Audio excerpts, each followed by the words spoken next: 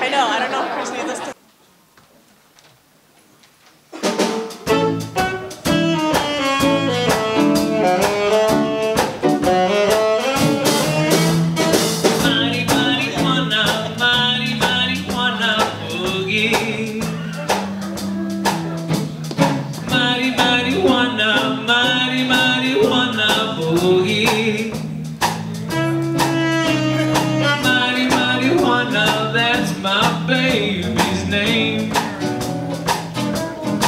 Put on your drapes, ese vato, let those calcos shine. Put on your drapes, ese vato, let those calcos shine. We're gonna go out tonight, marijuana boogie time. Marijuana boogie.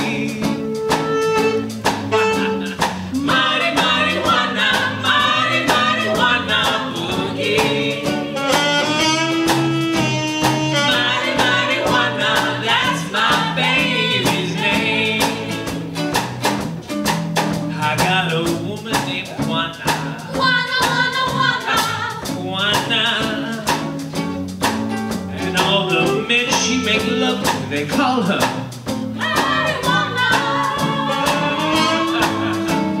Marijuana, that's my baby's name. Marijuana, marijuana boogie. Marijuana, marijuana boogie.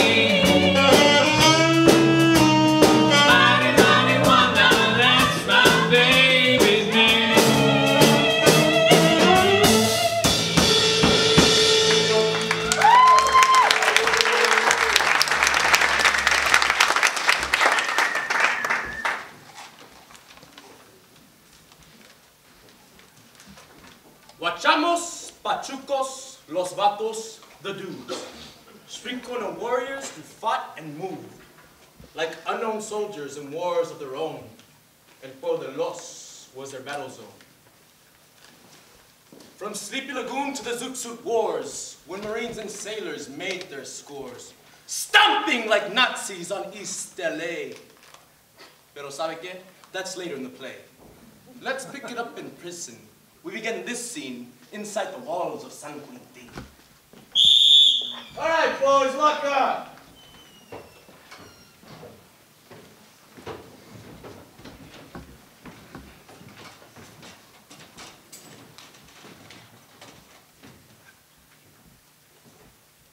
San Quentin, California, March 3rd, 1943. Dear family, coming in from the yard in the evening, we are quickly locked up in our cells. Then the clank and locking of the doors leaves one with a rather empty feeling. You are standing up to the iron door, waiting for the guard to come along and take the count, listening as his footsteps fade away in the distance. By this time, there is a tense stillness that seems to crawl over the cell block. And you realize you are alone, so all alone. This all sounds rather tragic, doesn't it? But here comes the guard again, and he calls out your number in a loud voice. 24-545. Reina! 24-546. Castro. 24-547. Robert! 24-548. Torres. You jump to your feet and stoop to pick up the letter. Or perhaps several letters. You are really excited to take the letter from the envelope. Sense has already broken the seal when he reads it. You make a mental observation to see if you recognize the handwriting on the envelope. It's always nice to hear from home. Or a close comrade. Friends that you know on the outside. Or perhaps it's from a stranger. Announcing the publication of the Appeal News, Volume 1, Number 1, April 7th, 1943. Dear boys, you can, you must, and you will help us on the outside by what you do on the inside. Remember, what you do affects others. You have no control over that. When the time comes, let us be proud to show the record.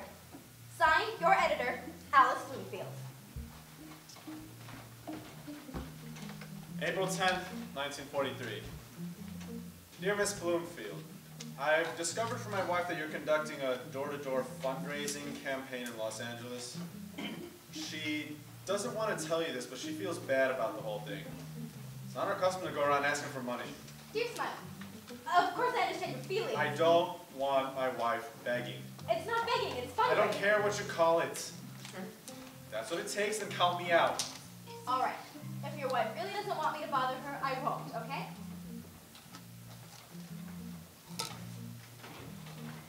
April 18th, 1943. Dear Alice, trying to find the words and expressions to thank you on behalf of myself and the other Batlos makes me realize what a meager vocabulary I possess. Dear Tommy, your vocabulary is just fine. Better than most. Most what? People. Listen here, Alice. I don't want to be treated differently than any of the other Batlos. And don't expect me to talk like some square Anglo, some pinche gabacho. You just better learn what it means to be Chicano, and it better be pretty damn quick. Look, Tommy, I didn't... See, I know what you're doing for us, and that's all it reads. Shit, most patties would like to see us locked up for good. Strange, ain't it? The trial and loss. I mean, I've been in jail a couple times before, but nothing never this deep. I don't know what happened or why, and I don't give a shit what those papers say. I didn't do half the things I read about. And I also know I'm only in here because I hang around with Mexicans, or Pachucos. Just remember this, Alicia. I grew up on the streets with these patos. And I'm Pachuco too. Simonesa, better leave it. May 1st, 1943. Dear Alice. Darling, I can't help but spend my time thinking about you. How about sending us your retrat, that is your photograph, even though Tommy would like one of Rita Hayworth. He's always chasing Mexican skirts. I prefer to see your sweet face any day. Dear Joey, thank you so much. I really appreciated receiving your letter. That's all right, Grandma. You mind if I call you Grandma? No. Eres una ruca de aquellas. I'm a what? Ruca, a fine chick. Ruca. De aquellas. Okay. That's all right, Grandma, you got it. Yes. Did you forget about the photograph? Dearest Joey, of course not. Here it is, attached to a copy of the Appeal News. I'm afraid it's not exactly a pinup. Alice, honey, you're a doll. No touching!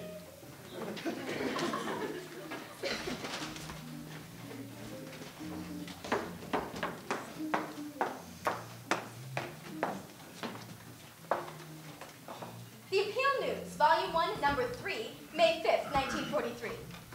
Dear boys, feeling that El Cinco de Mayo is a very appropriate day, the CIO radio program Our Daily Bread has dedicated the entire time this evening to a discussion about discrimination against Mexicans in general, and against you boys in particular.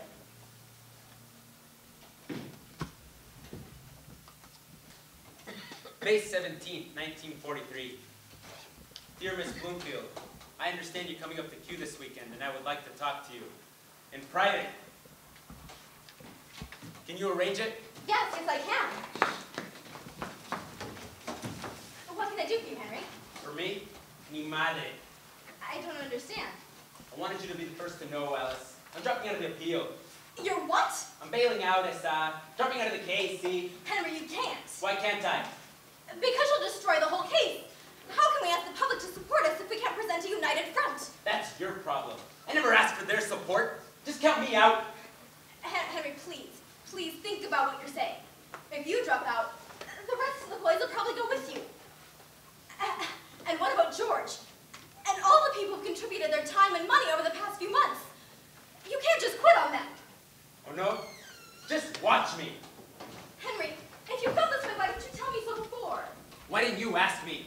You think you could just move in and defend anybody you feel like? Why didn't you ask me if I wanted you to start a defense committee for me? Or a newspaper? Or a fundraising drive? Or all the other shit? I don't need defending, Issa. I can take care of myself. Oh, really? What about the trial? The sentence? They gave you life imprisonment. It's my life. Are you kidding me? You think so? But you've seen me coming and going, speaking for you, writing to you, traveling up and down the state.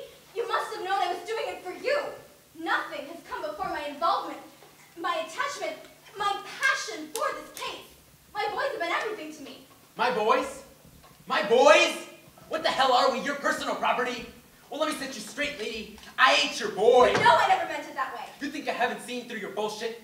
Always so concerned. Come on, boys. Speak out, boys. Stand up for your people. Will you leave my people out of this? Can't you understand?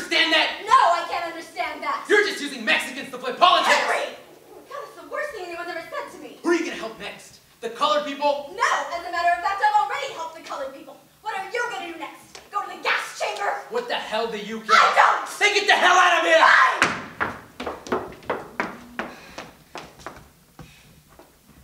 You think you're the only one who doesn't want to be bothered? You want to try working the Civil Defense Office for a few months. All the haggling, petty arguments, the lack of cooperation. I wanted to quit 1,000 times. What the hell am I still doing there?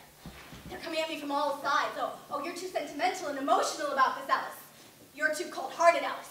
You're taking money and handing it over to the lawyers while the families are going hungry. They're saying, you can't be trusted because you're a communist, because you're a Jew. Well, if that's the way they feel about me, then fine! To hell with them, I hate them too! I hate their language, I hate their enchiladas, and I hate their goddamn mariachi music!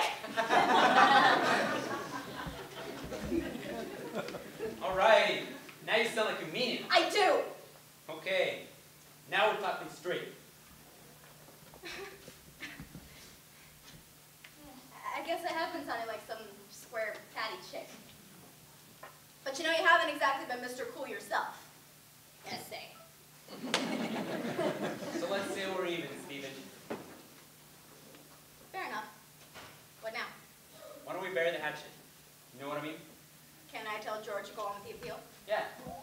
I know there's a lot of people out there who are willing and trying to help us. People who feel that our conviction was an injustice. People like George. And you. Or the next time you see them, tell them Hank Reyna sends his thanks. Why don't you tell him yourself? You getting wise with me again? Now, if you write an article, and I know you can, we'll publish it in the People's World. What do you say? Article? Well, who told you you could write essay? Chale. I'm serious. Why don't you give it a try? I'll think about it. Listen. You think you and I could write each other? Outside the newsletter? Sure. Then it's a deal. I'm glad we're going to be communicating. I think we're going to be really good friends. You think so? I know so. Time, miss. Listen, I gotta go, but think about the article, okay? Boys, I gotta go. Bye, Grandma. Say hello to Berta. Bye, Alice. Send my love to Lupe. To my wife. Bye. Bye. Bye, Alice. She loves me. Have you forgotten what happened at the trial? You think the appeals court is going to be any different? Some petty judge sitting in the same badass judgment of your fate? Come on, I say, give me a break. One break coming up. Rec time!